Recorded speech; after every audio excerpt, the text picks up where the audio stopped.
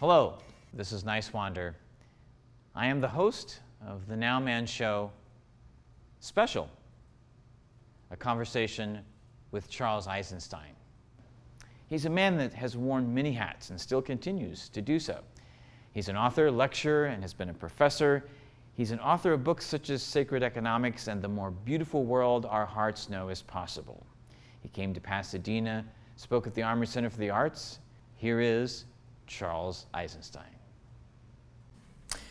Hello, this is a Nice Wander of the NOWMAN show, and I'm here with author and speaker Charles Eisenstein, who is the author of the books Sacred Economics, The Ascent of Humanity, The More Beautiful World Our Hearts Know Is Possible, and The Yoga of Eating.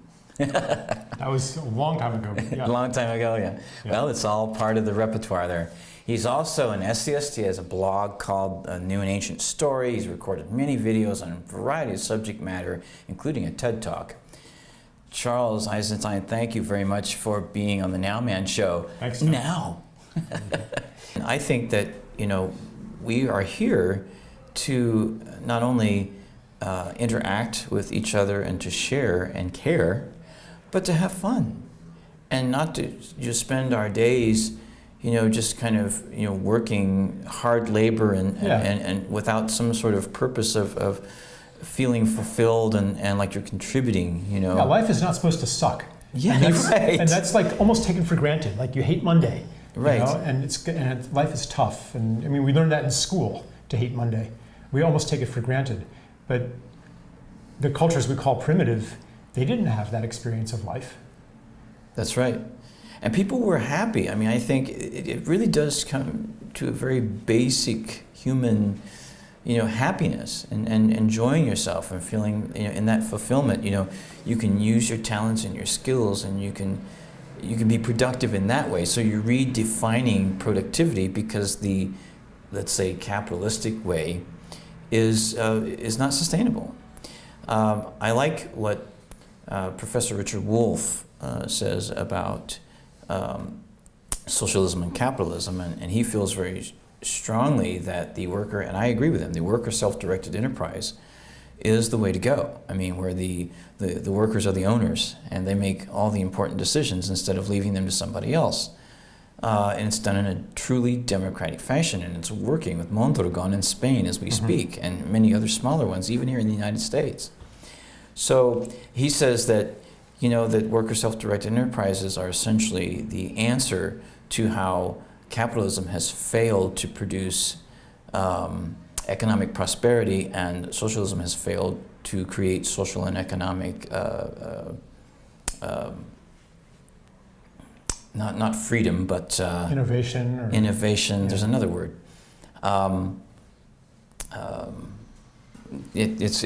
It's a conceptual thing. In other words, both theories put into practice should work, idealistically, but they don't when the human ego gets involved and thinks it has to have control. And I think personally, and I'd like your take on this, because to get us to the conclusions of where you're at right now and where many of us are coming from, which I think is fascinating. We're all coming to similar and same conclusions about things, coming from different perspectives. But I think the ego is the biggest human problem that we face on this planet because of the mindset. Because people take action based on that ego, like that need to feel, it's kind of an inflated sense of self-importance, and then you marginalize the sense of community and giving and sharing. All right, so I think I have a slightly different take on it. Yeah. I think it's not, the ego isn't the fundamental problem. The problem is the story of self that runs our culture. And you could say that the problem is that the ego has taken over many other functions that do not properly belong to the ego. So the story of self that I'm talking about answers the question, who are you? And it says you are a separate individual among other separate individuals competing to survive in a world of other, in a world of forces and masses bouncing around according to mathematical laws, and therefore your well-being comes through dominating and controlling the competitors and the impersonal forces outside of you. We've built a whole civilization on that. We've built an economy on that. And we have an experience of being that is informed by that story. That's a story that's breaking down. It's no longer working. The institutions built on it are no longer working. And we are in transition now. As that story falls apart and we move into a new and ancient story of interconnection, interdependence, interbeing, where we know that we're not separate, where we know that everything that we do to nature we're doing to ourselves, that anything that's happening on this planet will inevitably come back to us, no matter how high a wall we build. That domestic violence mirrors foreign policy violence, et cetera, et cetera. Well, as we understand that and build new institutions on that understanding, the whole world will change. So we are in a revolution on every level. Not only are we seeing the old institutions fail us and begin to disintegrate, but also our understanding of who we are, that's disintegrating too. And so we're entering this, I call it the space between stories, where we just don't have answers anymore. We just don't know anymore. We're not sure who we are, what's real, how to navigate our lives, what's normal. And eventually we go through that emergent space, and on an individual level too. A lot of people are going through this as the institutions of their lives, their marriage, their career, their health fall apart. People are going through a parallel transition. And I think we're just in the early stages of this passageway, this initiation as individuals and as a species. So sometimes we catch glimpses of what the future could look like sometimes. And that's one of the things I write about. What would an economy of interbeing look like? Not that someone's going to read my book and say, oh yes, that's very clever, let's implement that right now. I'm not going to change the minds of the people who are governed by the ruling institutions, the prime ministers and people like that. They're not even going to read the book for the most part.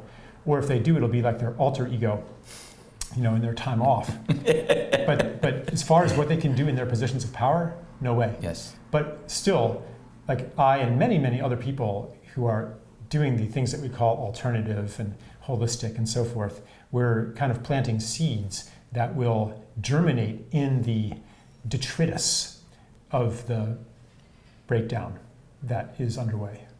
And that's currently what your present project is called, the Space Between Stories. It's like an online course. Yeah, that's starting in a couple weeks, and it's it's for people who are in that space where the old meanings, the old identities, who am I, what's real, what's important in life, how do I live a life, like those aren't working anymore. And the new ones maybe haven't arrived, or maybe you're just starting to be in a new story, but it's still fragile. Or maybe you're still in an old story, but you can see that its days are numbered.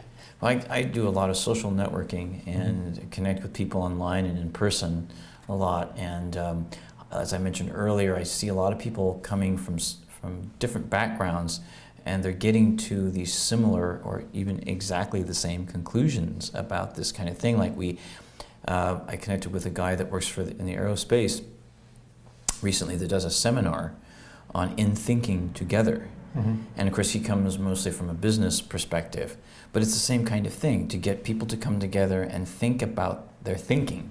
And in essence it's different than what you or I might be looking at, but it's also coming to the same conclusion, that we really are interdependent and our being is all connected, I feel personally, through consciousness.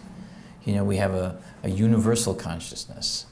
NOWMAN comes from universal consciousness. Yeah. And there's also this global awareness, that we are connected. We're no longer, because of the internet, we are not isolated really from each other anymore. We can connect if we want to. The resources are there. And I have a lot of hope. I think there's a lot of solutions if we focus on that.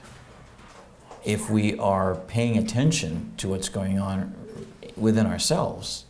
And I feel like I've had at least a half a dozen what I like to call worldview changes. And yes, there were personal tragedies and economic challenges, but also cultural experiences. I taught English in Japan, and I have to tell you, that totally transformed so much of my life and how I viewed culture and the world, and people and myself in that. So, and being a musician and in front of an audience and feeling that energy of, together we're enjoying this experience. There's no words to describe the feeling that creates. Yeah. And in this project, what is your particular goal? First of all, what's the motivation that you had in creating this, and how do you see this project moving forward?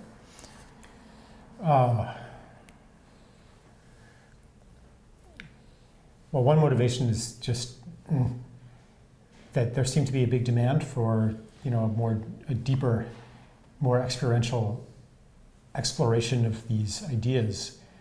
And I mean, I lead retreats sometimes and give workshops and things like that, but that's maybe, I have to travel somewhere, it's a limited number of people, so I thought, well, yeah, maybe I can do it online and create. I think there's something about in-person experiences that you cannot capture over the internet. Absolutely. But sometimes I get the feeling like of a real connection, even when I'm doing a Skype lecture too, where I can feel the audience as a collective being, Yes. So in part this is an experiment. And also I've never done one before, so is there a real call for it? And there's been a really huge response. That's awesome. So I'm just going with that. I'm hoping all the best for you in that. Mm-hmm. I want to have a couple more things, ask you I do have a segment I call The Question. All right. Before I get to that though, is there anything that you would like to say in closing? I know you have a website, which is charleseisenstein.net. That's Charles, of course, EISENSTEIN.net. So anything you need to know also about space between stories and sacred economics and all your essays and books and videos, you can find everything there. It's pretty extensive. The question that I have, I think we need a new renaissance. What do you recommend that we do together to help make the world a better place? I don't think that the problem is not knowing what to do together. I think everybody knows on some level what to do, but maybe they're not ready to do it. I'm not going to be able to say, Dan, I know better than you what choice you should make in your life. You should, drive a biodiesel car, or you should, move to the countryside and plant, a permaculture farm or something like that. Or you should devote your life to social justice or prison reform or saving the sea turtles. That's the most important thing. Or racial healing. All of this work is important. I think it's more a matter of how do we open to the next step, the next unfolding of our desire to serve. Perhaps this isn't something that you can heroically achieve by trying harder. I find that I have certain experiences that open me up, that make the things that were too scary to do before within the bounds of my courage now. Or I'll hear a message that resonates with me. Perhaps for some people that message is that, and this is related to the gift actually, that you have a gift, and the most important thing you can do in your life is to express that gift.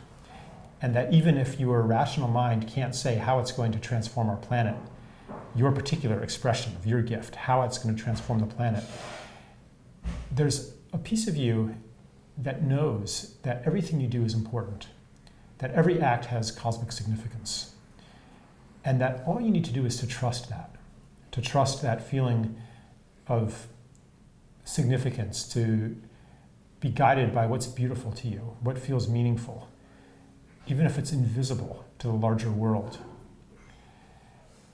Because I think we're all actually being orchestrated by an intelligence beyond our understanding that deploys each of us to do the work that's necessary, that invites each of us to do the work that's necessary.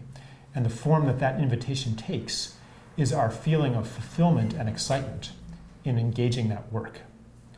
So that's what we need to be guided by. That's fantastic.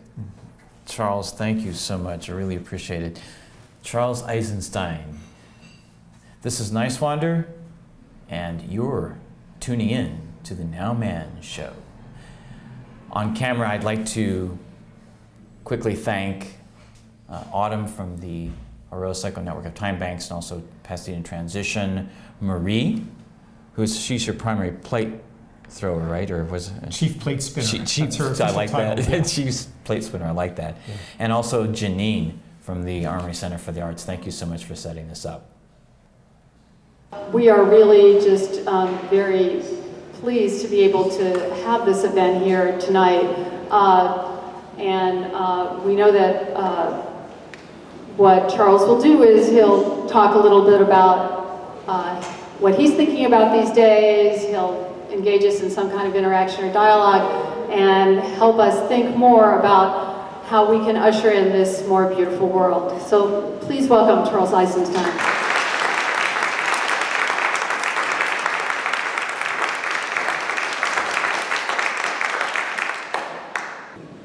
I just had one of those weird moments where I'm like, why am I up here and everyone else is down there?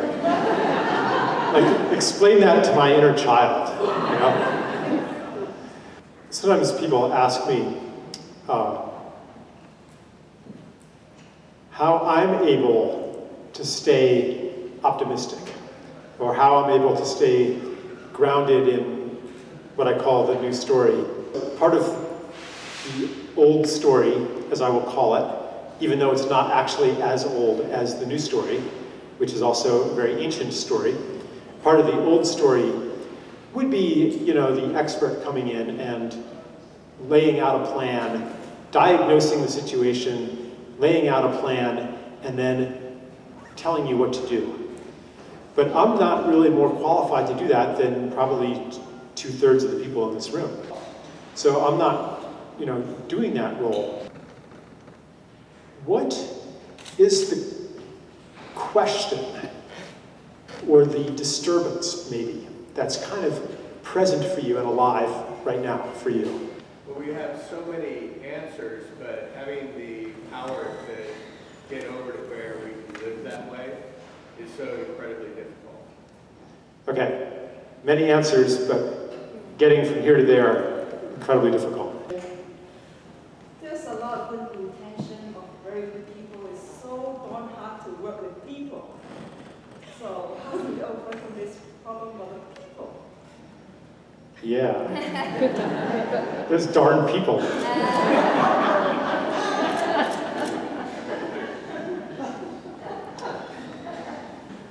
And so this is bringing up, I think, for a lot of people, this convergence of activism and spirituality. And I'm not going to say that this is anything new. There's, you know, a very long tradition of religious people doing, you know, social activism, but there's also been this kind of cynicism among activists that kind of would disparage spirituality or anything unscientific as a distraction, a diversion, or an opiate that siphons energy away from actual change. It sure seemed like that in the 80s when the radicalism and the idealism of the 60s and 70s that had gone into the anti-war movement, into the environmental movement, seemed to turn inward, and it became all about personal growth. And the progress that had been made stalled and then even reversed. You know, in the 60s and 70s, we had the Clean Air Act, the Clean Water Act, the Endangered Species Act, for example, and it looked like things were going pretty well. And then we had, following the age of Aquarius, we had the age of Ronald Reagan, who was saying, you know, trees make more pollution than people do. We don't have to worry about it. You know, if you've seen one redwood, you've seen them all. Cut them all down. You know, and maybe it was that shock that that drove us inward. I see many people here maybe are of that generation. The counterculture of the 60s, the hippie generation, on whose shoulders we stand in my generation.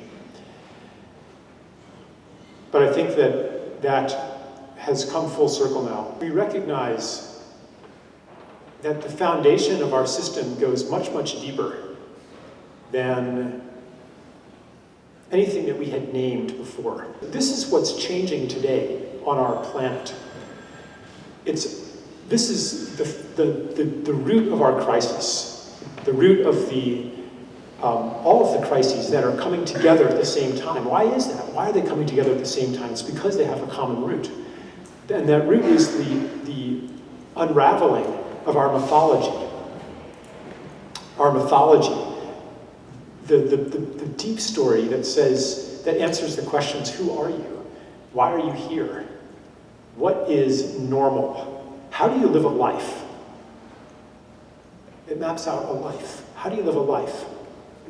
What's important in life?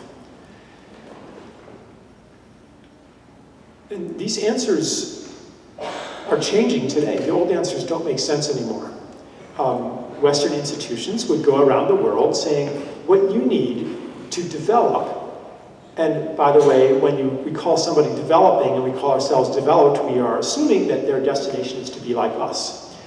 And so here's what you need to do. You need to convert your economy into an export commodity economy. You need to build a centralized infrastructure. You need to accept mega loans for mega projects, et cetera, et cetera, et cetera. So you can become like us. So you can have roads and cars and schools and airports and everything like that, and a consumer economy, because we are living in the best way possible because we're the most advanced. Like, that was part of our story, and that's part of a deeper story that I call the ascent of humanity, that says that we originated as helpless, primitive beings, barely struggling, barely surviving, struggling to survive, living lives that were nasty, brutish, and short. But thanks to technology and civilization and laws and all of these things and science, we've ascended above that downtrodden, benighted state into the realm of civilization and reason, and we are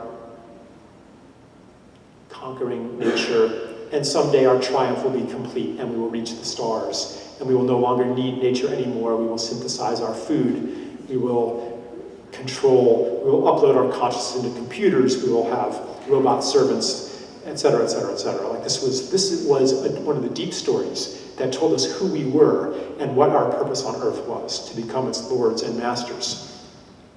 So the story of development rests on top of this deeper story that is part of our mythology. And I recognized that, and I'm like, well, how am I doing any different with my epistemological imperialism, with my imperialism of, not only do we know how to live better than you, but we know how to know better than you. Our knowledge is superior to yours, and our ways of acquiring knowledge are superior to yours. We understand reality better than you do. And it's not like I, ceased becoming a scientist. It's not like I abandoned the scientific method. But I began to realize that the scientific method itself rests on unexamined metaphysical premises about the nature of reality, and that science is very much a cultural institution that encodes the same biases as, on a deep level, as our economic institutions, and that they're inextricably linked. And so I just kind of got more and more deeply radicalized. And I think that's happening to more and more people as the dominant stories fall apart. This breakdown is inevitable on a personal level as it also happens on a collective level. So as the healthcare system or the educational system or the economic system falls apart, it generates crises that visit, or especially the ecosystem. It generates crises that invade our personal lives inescapably. The old story says that there is no limit to our ability to insulate ourselves from what's happening out there. Because the old story says we are separate from what's out there. We are, I call it the story of separation. We are separate individuals in a world of other. I'm separate from you, and we're all separate from the world outside of ourselves, maybe dependent on it conditionally, but not existentially. What happens to the rainforest? That's the rainforest. It's not happening to us. What happens to the sea turtles or the horned owls or whatever? You know, it doesn't happen. It need not affect us if we are clever enough to come up with a substitute. The demise of the pollinators, of the honeybees, that need not affect us if we can have hydroponics and artificial pollination and maybe someday synthesize our food. We don't need the pollinators. We are the masters of the universe, or we are ascending toward that. That was what the old story told us. But now we are learning otherwise. We are learning that whatever happens to the world happens to us, unavoidably. That what we do to other beings, other people, we do to ourselves. I've been talking about this transition from an old story into the space between stories, and then into a new story that our society is going through, and many of us are personally going through as well. You wouldn't be here if you hadn't had some experience like that, something that shook you loose from the normalcy that was inculcated in us meaning members of the dominant culture. Something shook you loose a little bit, you know? What was that? So take a minute in silence here just to let something like that come to you.